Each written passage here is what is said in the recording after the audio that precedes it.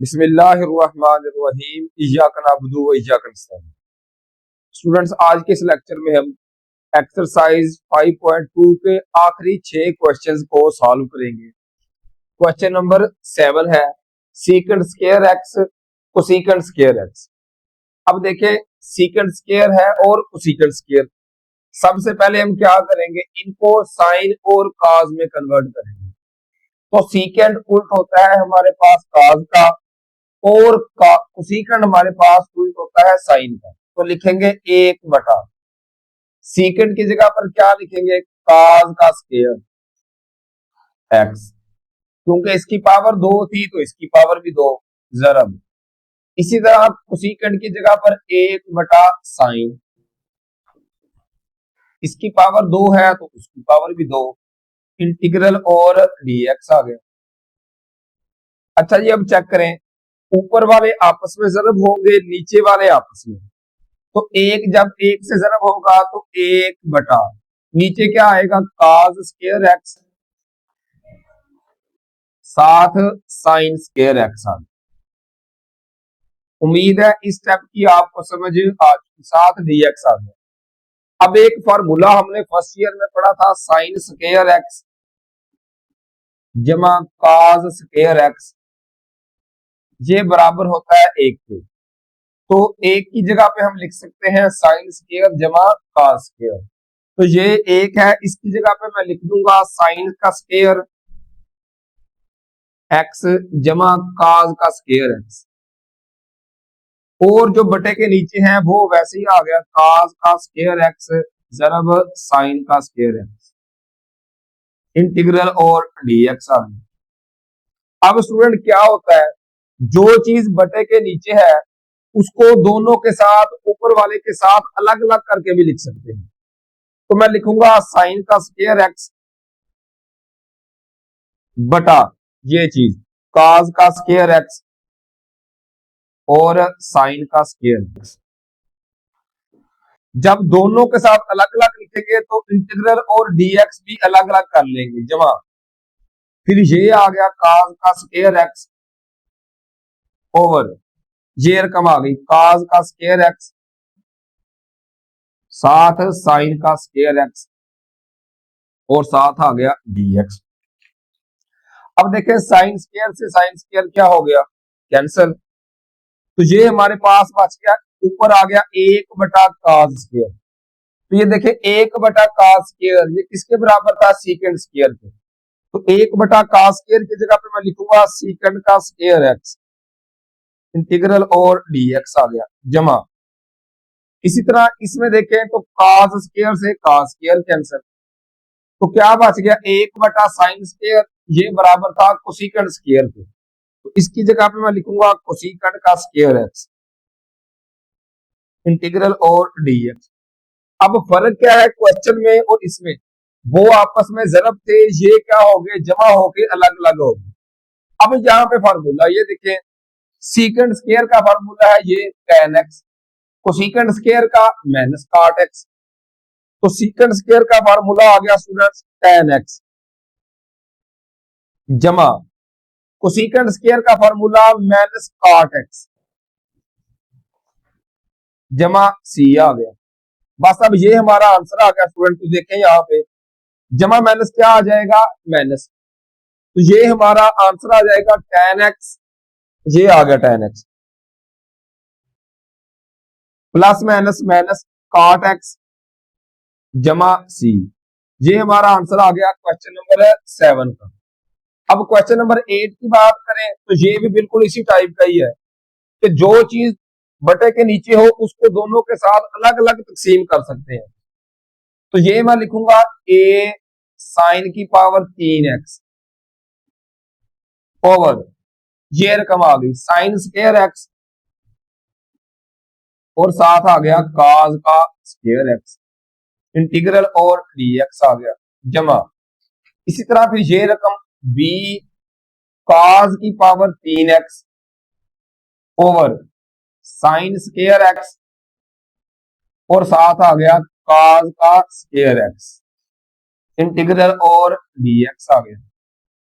अब देखें स्टूडेंट, दो रकमें हो रही है तकसीम, जब तकसीम हो तो पावरें कैंसिल होती हैं, पावरें माइनस होती हैं। ये साइन की पावर है 2 और ये पावर है 3, तो ये 2 पावर इसकी कम कर देगा, एक पावर रह जाएगी। तो ये हमारे पास बचेगा ए। एक्स के अलावा कोई भी नंबर है वो कांस्टेंट नंबर है, तो ए को लिखेंगे इंटीग्रल के बाहर। जो भी कांस्टेंट नंबर होता है उसको इंटीग्रल के बाहर लिखना है। ए को बाहर, यहां से बी को बाहर लिखेंगे। अच्छा, ए बाहर लिख लिया। साइन की पावर 2 थी, ये थी 3, तो एक पावर कैंसिल होके ये साइन एक्स बच गया। ओवर क्या बच गया, ये रकम बच गई काज स्क्वायर। तो काज स्क्वायर की जगह पे हम क्या लिखेंगे, एक बार काज एक्स लिख लेंगे, फिर काज एक्स लिख लेंगे। काज का स्क्वायर था तो काज को 2 बार लिख लिया, साथ आ गया डीएक्स जमा। यहाँ पे देखें तो बी कांस्टेंट नंबर है, तो बी को इंटीग्रल के बाहर लिखेंगे। अब यहां से देखें काज स्क्वायर कैंसिल हो गई, तो ऊपर काज की पावर 1 बच गई, यहाँ पे 2 थी ऊपर 3, तो 3 में से 2 माइनस किया, 1 बच गई। ये आ गया काज एक्स ओवर साइन का स्क्वायर था, तो एक बार साइन लिख लिया, फिर साइन लिख लिया, साथ आ गया डीएक्स। अब देखें ये ए आ गया।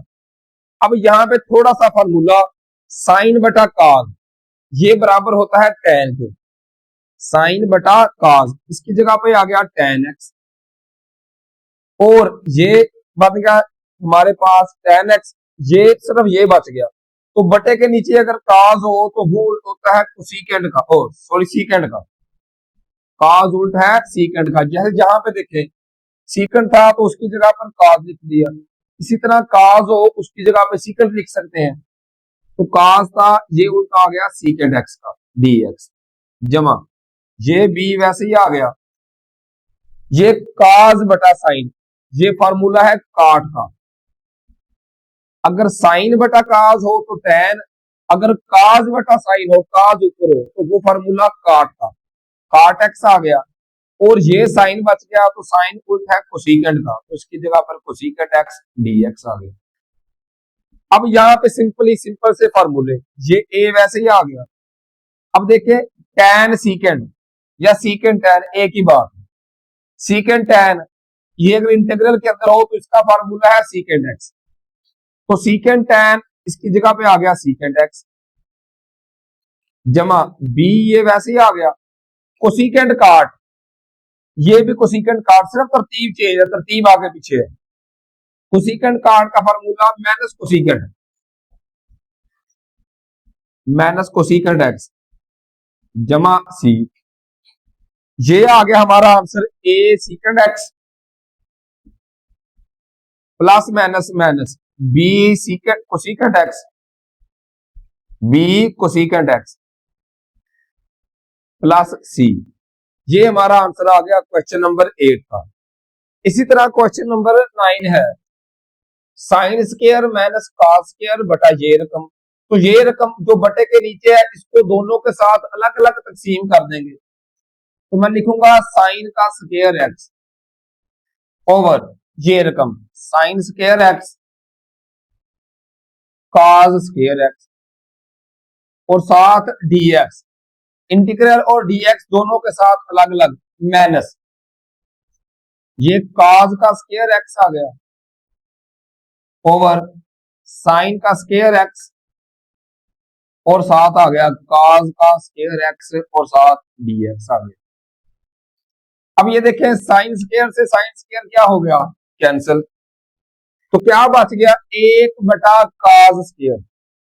तो ये बटे में अगर कॉस हो तो ये उल्ट होता है सीकेंड का, तो एक बटा कॉस स्क्वायर, इसकी जगह पे हम लिख सकते हैं सीकेंड का स्क्वायर एक्स इंटीग्रल और डीएक्स माइनस, यहां से देखें कॉस स्क्वायर से कॉस स्क्वायर कैंसिल, तो एक बटा साइन स्क्वायर ये होता है स्टूडेंट कोसेकेंड स्क्वायर का, कोसेकेंड स्क्वायर साथ आ गया डीएक्स। बस अब यहां पर फॉर्मूले, सीकेंड स्क्वायर किसके बराबर है, tan एक्स के, तो सीकेंड स्क्वायर एक्स का इंटीग्रल हमारे पास होता है tan x minus cosecant square का ये होता है minus cot x, minus cot x जमा सी आ गया। तो ये आ गया tan एक्स माइनस माइनस जमा काट एक्स जमा सी। ये हमारे पास आंसर आ गया स्टूडेंट क्वेश्चन नंबर 9 का। टेन की बात करें तो ये है टेन जमा काट का होल स्क्वायर। तो पहले ही पढ़ चुके हैं, जब भी होल स्क्वायर आएगा तो पहला काम है होल स्क्वायर को खोलना। तो ये खोल देंगे, ए की दो जमा बी की दो। क्या फार्मूला है? ए जमा बी का होल स्क्वायर, ये होता है ए की दो, पहली रकम का स्क्वायर, जमा बी की दो, दूसरी रकम का स्क्वायर, जमा दो, फिर ए बी, ए का मतलब पहली रकम और बी का मतलब दूसरी रकम, इंटीग्रल और साथ डीएक्स आ गया। अब देखें, ये फार्मूले आपने फर्स्ट ईयर में पढ़े होंगे, 1 प्लस टेन स्क्वायर, ये होता है स्टूडेंट सीकेंड स्क्वायर के बराबर। तो क्या करेंगे, एक जमा टेन स्क्वायर है, ये एक जमा है, ये उधर जाके हो जाएगा माइनस। तो ये टेन स्क्वायर एक्स, ये हमारे पास आ सकता है सीकेंड स्क्वायर एक्स मनफी एक के बराबर। इसी तरह एक और दूसरा फार्मूला, एक जमा काट का स्क्वायर बराबर है कोसिकेंड का स्क्वायर एक्स, इसके बराबर होता है। ये एक जमा है, उधर जाके हो जाएगा माइनस, तो काट का स्क्वायर एक्स ये बराबर आ सकता है कोसिकेंड स्क्वायर एक्स मनफी एक के बराबर। तो ये वैल्यू हम सिर्फ यहां पे पुट कर देंगे, टेन स्क्वायर की जगह पर सीकेंड स्क्वायर मनफी एक, टेन स्क्वायर है इसकी जगह पर सीकेंड स्क्वायर एक्स मनफी एक, जमा फिर है काट स्क्वायर, तो इसकी जगह पर कोसिकेंड स्क्वायर मनफी एक आ गया, कोसिकेंड का स्क्वायर मनफी एक, जमा दो, ये टेन एक्स वैसे ही आ गया। ये जो होता है ना काट, स्टूडेंट ये टेन का उलट है, काट की जगह पर हम लिख सकते हैं एक बटा टेन एक्स। ये जो है ना टेन और काट ये एक दूसरे के उलट है, एक दूसरे के रेसिप्रोकल है। अब देखें टेन एक्स से टेन एक्स क्या हो गया, कैंसल। ये हमारे पास आ गया सीकेंड का स्क्वायर एक्स प्लस, फिर ये लिख रहे हैं कोसिकेंड का स्क्वायर एक्स, ये माइनस एक और माइनस एक, ये हो गया माइनस दो, जमा ये बच गया, टेन से टेन कैंसिल, तो दो जब एक से जरब खाएगा तो दो ही कम आएगा, दो इंटीग्रल और डीएक्स अलग आ गया सबके साथ। अब ये माइनस दो, ये जमा दो, तो ये कैंसिल, ये दो रकमें बच गई, तो दोनों के साथ अलग अलग इंटीग्रल लिख लेंगे, सीकेंड स्क्वायर के साथ इंटीग्रल अलग से, जमा कोसिकेंड स्क्वायर के साथ इंटीग्रल अलग से। अब फार्मूले, सीकेंड स्क्वायर का फार्मूला ये देखें, ये है टेन एक्स, तो सीकेंड स्क्वायर की जगह पे हमारे पास आ गया, ये इसको रिमूव कर दें, सीकेंड स्क्वायर का फार्मूला टेन एक्स जमा कोसिकेंड स्क्वायर का फार्मूला माइनस काट एक्स, तो इसकी जगह पे आ गया माइनस काट एक्स, जमा सी आ गया। तो ये हमारा आंसर आने वाला है ten x plus minus minus काट एक्स जमा सी। ये हमारा आंसर आ गया क्वेश्चन नंबर 10 का। इसी तरह क्वेश्चन नंबर 11 है sine x minus cos x का होल स्क्वायर। तो पहले ही आप लोगों को बता चुका हूं, जब भी स्टूडेंट्स आएगा होल स्क्वायर तो पहला काम यही है कि होल स्क्वायर को खोल देंगे। तो ये है ए माइनस बी का होल स्क्वायर, ये होता है ए की दो जमा बी की दो माइनस दो ए और फिर आएगा साथ बी, साथ इंटीग्रल और डीएक्स आ गया। फॉर्मूला ए माइनस बी का होल स्क्वायर, ए की दो जमा बी की दो माइनस दो, फिर ये ए और फिर ये बी। अब फर्स्ट ईयर वाला वही फार्मूला कि साइन का स्क्वायर जमा काज का स्क्वायर, ये होता है एक के बराबर। तो साइन का स्क्वायर जमा काज का स्क्वायर, इसकी जगह पे लिख दिया एक माइनस। अब ये फार्मूला भी शायद आप लोगों ने पढ़ा होगा, उसके कुछ पढ़ा था फर्स्ट ईयर में, two sine x cos x. Two sine x cos x, ये होता है साइन 2x का वर्गमूल। जहां पर भी होगा 2 साइन एक्स कॉस एक्स, इसकी जगह पे हम लिखेंगे साइन 2x माइनस, ये है 2 साइन एक्स कॉस एक्स, इसकी जगह पे लिख देंगे साइन 2x इंटीग्रल और dx आ गया। साइन का स्क्वायर जमा कॉस का स्क्वायर, ये 1 के बराबर minus 2 sign x cos x, ये होता है साइन 2x इसके बराबर। अब दोनों के साथ इंटीग्रल अलग अलग लेंगे, तो एक के साथ इंटीग्रल अलग से माइनस साइन 2x के साथ इंटीग्रल अलग से। अब अगर एक हो तो हमें पता है उसका इंटीग्रल होता है x minus sine 2x। Sine का इंटीग्रल क्या होगा, ये देखिए, साइन का इंटीग्रल होता है माइनस कॉस, साइन का इंटीग्रल माइनस कॉस। एंगल वही, साइन के आगे था 2x, तो एंगल में भी क्या आएगा, 2x आएगा, कॉस 2x आ गया। और जो x के साथ हो वही चीज बटे के नीचे लिखनी है, जमा c आ गया। एक का होता है x माइनस, साइन का इंटीग्रल होता है माइनस कॉस, एंगल वही 2x एंगल था तो इसके साथ भी वही आएगा, सिर्फ बटे के नीचे वो चीज आएगी जो x के साथ है। x के साथ था 2 तो 2 आएगा, 3 होता तो 3 आना था। ये हमारा आंसर आने वाला है फाइनल, x माइनस माइनस जमा cos 2x बटा 2, cos 2x बटा 2 जमा c। ये हमारा आंसर आ गया स्टूडेंट क्वेश्चन नंबर 11 का। अब लास्ट क्वेश्चन की बात करें, क्वेश्चन नंबर 12, ये है सीकेंड की पावर 4। जबकि यहाँ पे हमारे पास जो फार्मूले हैं ये सीकेंड स्क्वायर का है, सीकेंड की पावर 4x का कोई फार्मूला नहीं। तो क्या करेंगे, सीकेंड को 2 बार लिख लेंगे। सीकेंड की पावर है ना 4, इसको मैं 2 बार करके लिख लूंगा। कैसे, सीकेंड का स्क्वायर x लिख लिया, जरब, फिर सीकेंड का स्क्वायर x लिख लिया, साथ आ गया dx। सीकेंड की पावर 4 थी तो स्क्वायर, फिर साथ स्क्वायर लिख लिया। अब वही फार्मूला जो पिछले क्वेश्चंस में किया है कि 1 जमा tan का स्क्वायर x, ये बराबर होता है सीकेंड स्क्वायर के बराबर। 1 जमा tan स्क्वायर बराबर है सीकेंड स्क्वायर के, तो सीकेंड स्क्वायर की जगह पर 1 जमा tan स्क्वायर लिख देंगे। ये सीकेंड स्क्वायर पहला वैसे ही लिख लें, तो दूसरा सीकेंड स्क्वायर है इसकी जगह पर 1 जमा tan स्क्वायर लिख दें, 1 जमा tan का स्क्वायर x इंटीग्रल और dx आ गया। अब बाहर सीकेंड स्क्वायर है, अंदर 2 कीमतें हैं, तो सीकेंड दोनों के साथ अलग अलग जरब होगा। सीकेंड स्क्वायर जब 1 से जरब होगा तो ये आएगा सीकेंड का स्क्वायर x जमा, फिर सीकेंड स्क्वायर जब इससे जरब होगा तो क्या करेंगे, tan की वैल्यू पहले लिख लें। लिखा आप जो मर्जी सकते हैं, चाहे सीकेंड पहले लिख लें चाहे tan लिख लें, लेकिन tan लिख लें तो ज्यादा बेहतर है। tan का स्क्वायर x पहले लिख लिया और सीकेंड का स्क्वायर x बाद में लिख लिया, इंटीग्रल और dx आ गया।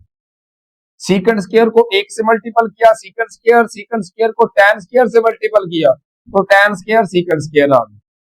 अब क्या करेंगे, इंटीग्रल दोनों के साथ अलग अलग, सीकेंड के साथ अलग, सीकेंड स्क्वायर के साथ जमा, ये है tan स्क्वायर, तो यहाँ पे लिखेंगे tan x, इसका बना देंगे होल स्क्वायर, और ये सीकेंड स्क्वायर x वैसे ही आ गया। tan का स्क्वायर बना दिया और सीकेंड स्क्वायर x वैसे ही आ गया। अब सीकेंड स्क्वायर का तो हमें पता है इंटीग्रल डायरेक्ट क्या आता है tan x, सीकेंड स्क्वायर की जगह पे लिख देंगे tan x जमा। अब यहां पे चेक करें, यहां पे एक छोटा सा असूल अप्लाई होगा। अगर कोई चीज पावर के अंदर है, ये पावर बाहर है, पावर को छोड़ दें, पावर के अंदर है tan x, इसका डेरिवेटिव अगर साथ मौजूद हो तो इसमें लगता है पावर रूल। पावर 2 छोड़े, सिर्फ tan देखें, tan का डेरिवेटिव, tan का डेरिवेटिव होता है स्टूडेंट सीकेंड स्क्वायर। tan का डेरिवेटिव सीकेंड स्क्वायर वो साथ मौजूद है तो इसमें लगेगा पावर रूल। इस रकम पर पावर रूल का मतलब है पावर 1 जमा करनी है, पावर थी 2, उसमें 1 जमा किया और फिर डिवाइड में भी यही रकम, यही पावर 2 जमा 1 जमा सी। बस ये हमारा आंसर आने वाला है। ये आ गया tan x जमा tan की पावर 2 जमा 1, tan की पावर कितनी हो गई 3 x ओवर 3 आ गया 2 जमा 1 3 जमा सी। ये हमारा आंसर आ गया क्वेश्चन नंबर 12 का। और इस तरह ये एक्सरसाइज कंप्लीट होगी। उम्मीद है ये एक्सरसाइज की आपको आसानी समझ आ चुकी है। अपना बहुत सारा ख्याल रखिए और दुआओं में याद रखिए। फी अमानिल्लाह। अल्लाह हाफिज।